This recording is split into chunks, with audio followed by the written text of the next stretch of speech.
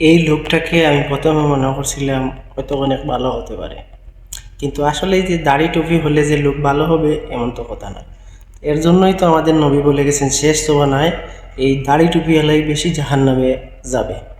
তার কারণ এটাই দেখেন, বাস্তব উদাহরণ, একটা 95% মুসলিম রাষ্ট্র আমাদের বাংলাদেশ, সেই রাষ্ট্রের সংসদে দাঁড়িয়ে এই কথা কেমনে বলতে পারলো এই কুলাঙ্গার।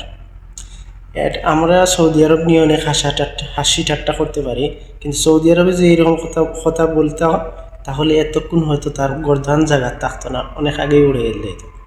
তো এর শাস্তি হওয়া উচিত।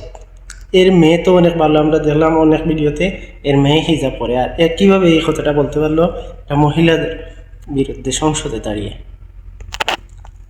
এ বুড়া হয়েছে কিন্তু 1 নম্বর লুচ্চা, এটা লুচ্চার পরিচয় দিল এখানে।